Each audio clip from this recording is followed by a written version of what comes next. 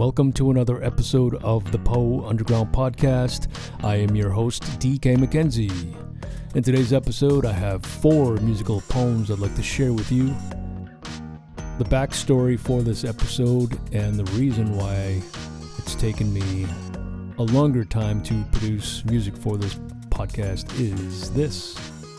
I realized a couple of weeks ago that I've been making credit card payments on this, what's called a string sample library.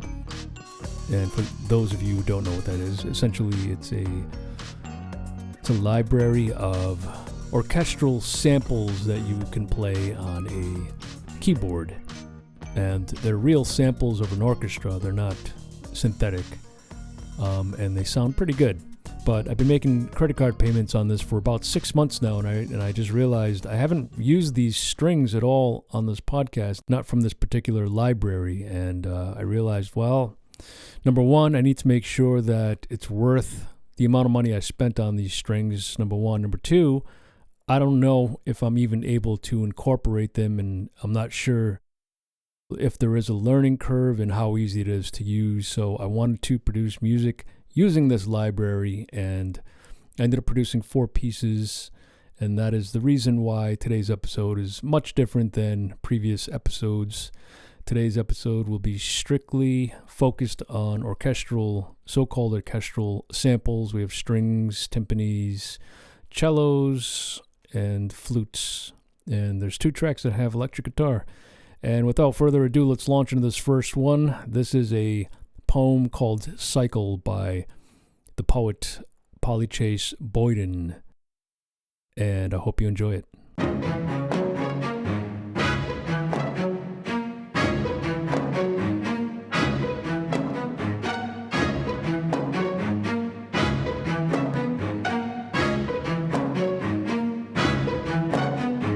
Heavy with child, she watched November die, frostbitten, dry.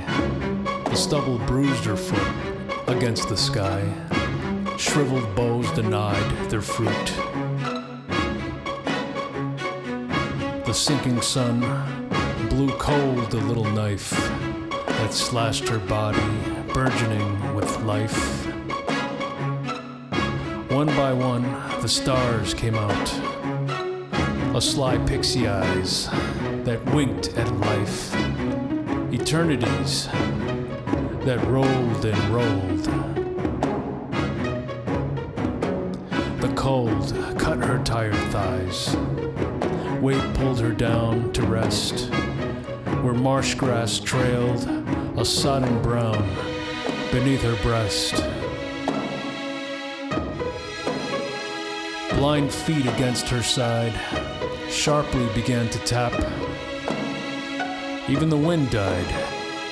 Sullen the twilight slept, while through the sap of every tree the winter crept.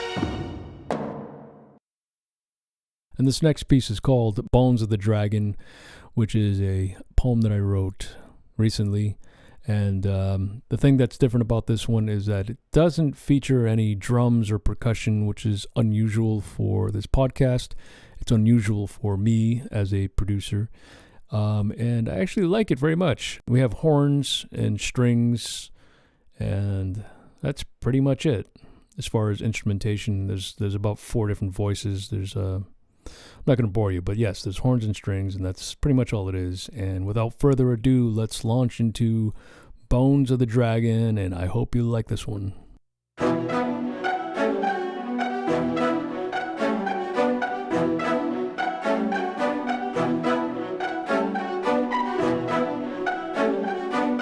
The muted trumpet comes on like a dream, and everything changes drastically.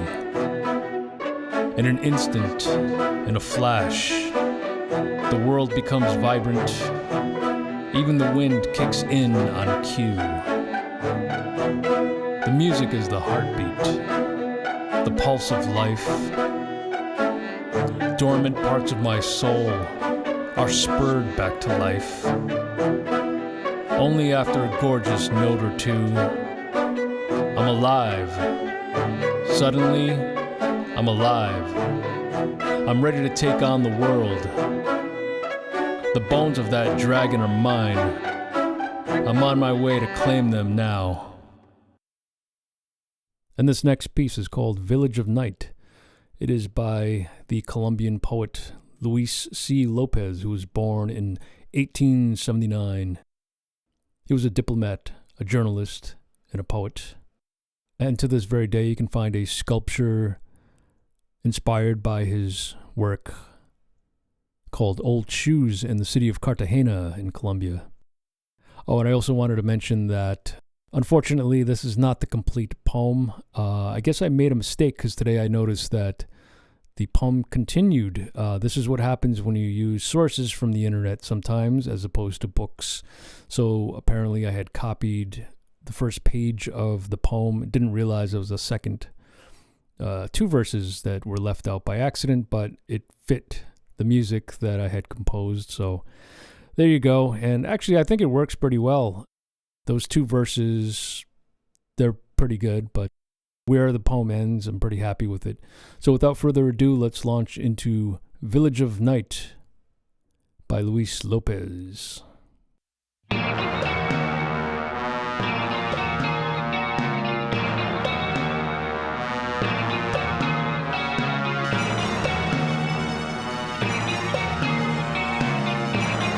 Night of a tropical village. The hours, solemn and slow. Then time for prayer.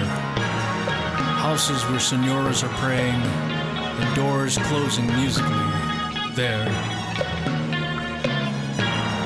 One hears as a sudden discord. Some stragglers' sandals.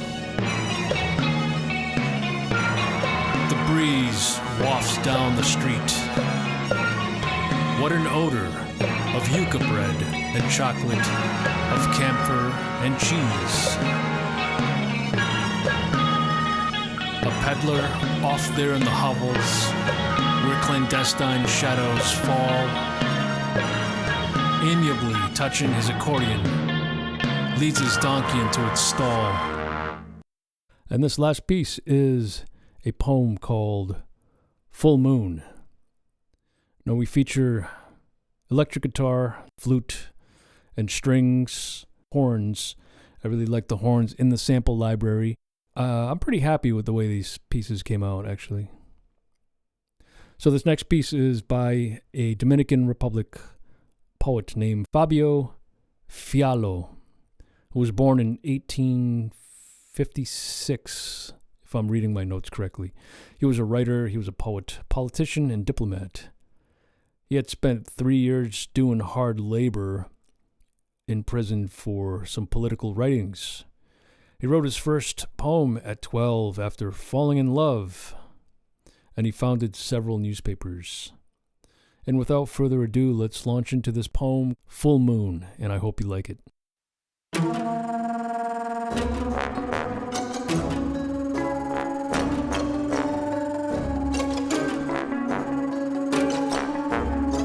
Over the green prairie with hushed voices, we wandered, she and I. The moon rose clear and bright above the mountain. The nightingale was singing to the sky, and I said, I know not what I told her. My gentle love looked up, distressed and pale. The moving moon had veiled herself with shadows. Hushed was the nightingale. Do you know those questions, mute and holy, which even to themselves an answer make? Guard, O moon, the secret of my spirit. O nightingale, your silence never break.